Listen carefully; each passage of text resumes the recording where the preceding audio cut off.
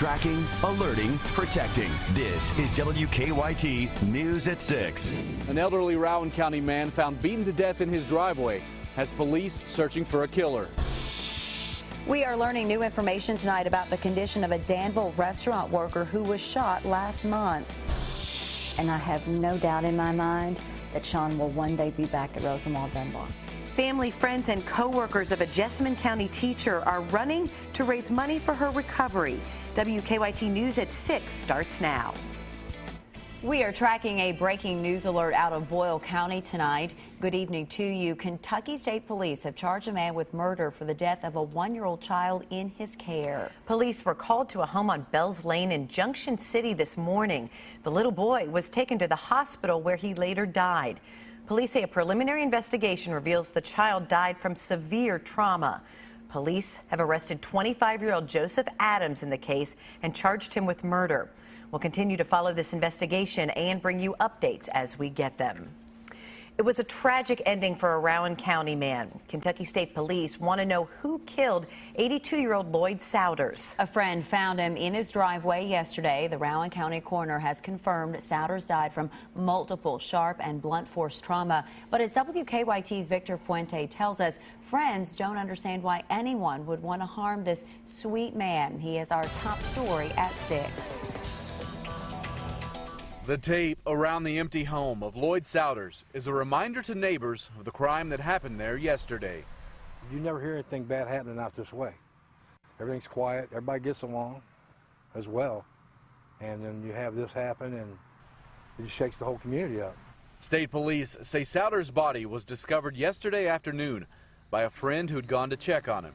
The Rowan County coroner says he died as a result of multiple sharp and blunt force injuries.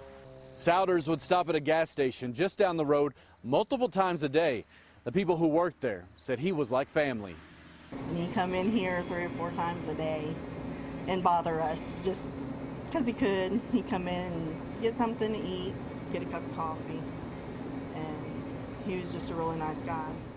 He was so well liked, one of Nip's co-workers took a picture of Souders as he was sitting at their tables.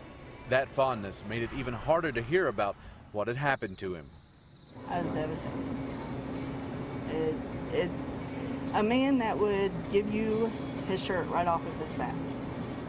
And for someone to do something to him, it just wasn't right. State police are investigating the murder, but so far they don't have a motive or any suspects. In Rowan County, Victor Puente, WKYT. Coroner John Northcutt tells WKYT that Souders' daughter and 2 sons live out of state, and they are currently on their way to Moorhead to meet with police. It's a rainy Friday night across the Bluegrass, and it's setting us up for a very wet weekend. WKYT Chief Meteorologist Chris Bailey is tracking heavy rain on First Alert Defender. Chris? Yeah, it's one of those afternoons now transitioning to an evening where you just kind of want to sit inside, stoke the fireplace, and cool down for a little bit after the nasty conditions of trying to drive in to get home this afternoon and evening. Take a little look outside. Here are the conditions throughout the land. Jackson, Frankfort into Richmond and Covington. Quite a temperature swing. 53 Covington, 64 into Jackson. But it's the area of southeastern Kentucky just now getting into some of those steadier showers and even a rumble of thunder, a possibility down there. Into the Bluegrass region, check out the band of very heavy rain that is lifting its way onto the north. From Owingsville back into northern parts of Fayette County, most of the Georgetown area, Franklin County, heavy rain coming on down the pike, and that is the beginning of a soggy evening throughout most areas. Lexington region, don't expect a big break anytime soon. Southbound we go on Interstate 75. Farther south that we go, the heavier the rains turn into the southern and southeastern parts of the area. Campbellsville down into parts of Greene County. That's another round that'll work its way on into town over the next several hours. Moral of the story, it is a wet evening with temperatures mainly into the 50s in most areas. Rainy for Friday football, we know that. What about the weekend? I do have some dry times. When I come back, we'll talk about some big boomers showing up on the 7-day forecast as well. A clerk shot during a robbery attempt is making some improvements. 21-year-old Zoe Reed is still at UK Hospital. She was working in the Danville Domino's Pizza store last month when a robber shot her. She lost a kidney, part of her liver, and part of her colon as a result. Her father tells the Danville Advocate Messenger that while Reed has a long road to recovery, she is now taking steps and starting to eat real food. Danville police arrested 5 people in connection to that crime. A second trial is now set for a double murder suspect in Clark County. Lonnie Martin was already scheduled to be in court May 4th of next year for the death of Kayla Klein. The Winchester Sun reports Martin will now go before a judge on September 14th of next year for the case involving the death of his cousin, Joseph Martin. Martin remains in the Montgomery County Regional Jail. A 13-year-old is behind bars tonight accused of stealing 2 semis. The Clark County Sheriff's Office says the boy first stole a tanker in Winchester and drove it to Madison County before ditching it. A short time later, police say he stole another tanker truck at a Madison County gas station. Police later pulled that truck over on I-64 near Winchester for not having taillights, then realized it had been stolen. I just couldn't believe that a child would be in a big truck like that and not tear out no more than he did. The teenager is charged with receiving stolen property. The 3rd floor of the Clark County Courthouse has been closed because of bugs. According to the Winchester Sun, the entire 3rd floor will be treated tonight for bed bugs. A juror noticed a bug crawling on another juror this afternoon. Officials say court will resume next week on its normal schedule. The case has gained international attention. Thousands of dollars of some of the rarest Kentucky bourbon stolen straight from the distillery. Now, a year later, the Franklin County Sheriff's Office says they're one step closer to solving the mystery. Sheriff Pat Melton told WKYT his department is pretty sure they know what happened and who's responsible. Now they're working to prove it.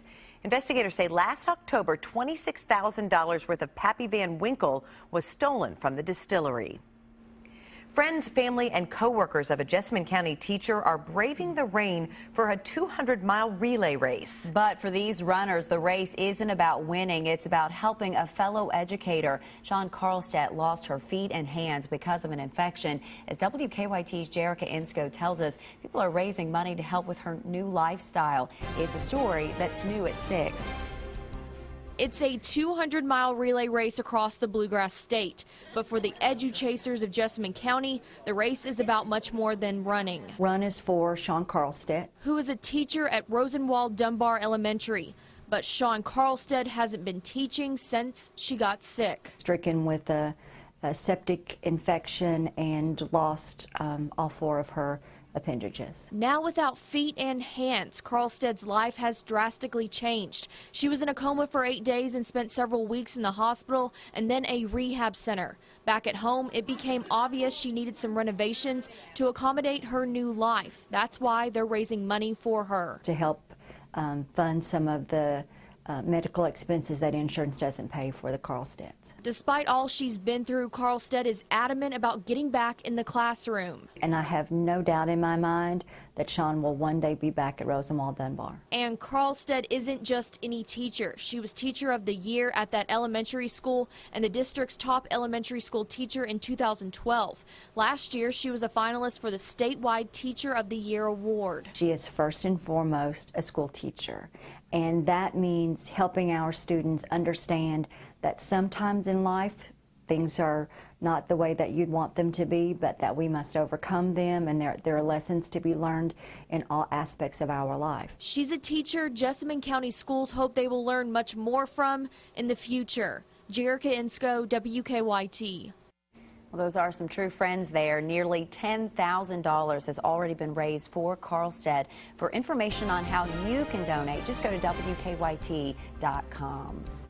The future of a Lexington bar is still up in the air. Last week, a judge forced the Art Bar on Euclid Avenue to shut its doors. City leaders tell us earlier this week the bar surrendered its liquor license. The bar has been the center of controversy after 2 shootings near the bar involving rowdy crowds and police. According to the Herald Leader, a judge decided the bar will get more time to allow city leaders and the Art Bar to settle their differences.